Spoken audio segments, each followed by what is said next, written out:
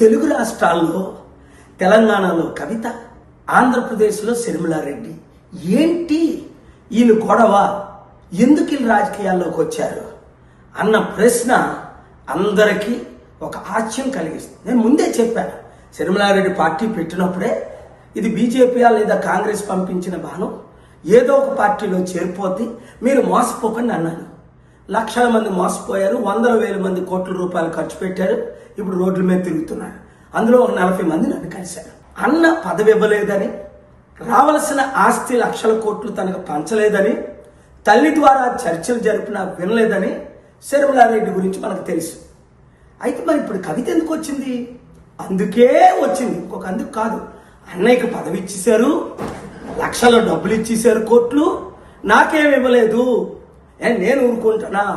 Article 14 నేను కూడా equal కదా, ఆయనకి 3 లక్షల కోట్లు ఇస్తే నాకు 3 లక్షల కోట్లు ఇవ్వండి, ఆయనకి సీఎం పదవి ఇస్తే నాకు సీఎం పదవి ఇవ్వండి అని ఈ గొడవ. చంద్రశేఖర్ గారి కూతురు కవిత, రాజశేఖర్ గారి కూతురు శర్మిల, వీళ్ళిద్దరు హస్బెండ్లు అనిల్ భార్యలే. ఇద్దరికి ఆశలు ఆకాశాలు.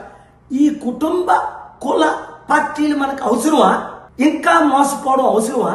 మనం బీసీలు 60% ఉన్నాం, ఒక్కరైనా ముఖ్యమంత్రి అయ్యారా? బడుగు బలహీన వర్గాలు ఇంతమంది ఉన్నాం, 90%, ఒక్కరైనా ముఖ్యమంత్రి అయ్యారా? ఇంకెందుకు మీరు మోసపోతారు? వాళ్ళు ఇచ్చిన 1,00,000 రూపాయలకు, 100 రూపాయలకు, 1000 రూపాయలకు కూలి పని చేస్తారు.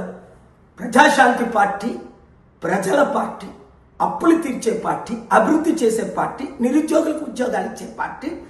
12 లక్షల కోట్లు ఆంధ్రప్రదేశ్లో, 10 లక్షల కోట్లు తెలంగాణలో అప్పులు తీర్చాలంటే నేను వెళ్లే మార్గంలో మీరు వెళ్ళండి. 2 రాష్ట్రాలు బాగుపడతాయి, దేశం బాగుపడుతుంది, దేశం ద్వారా ప్రపంచం బాగుపడుతుంది.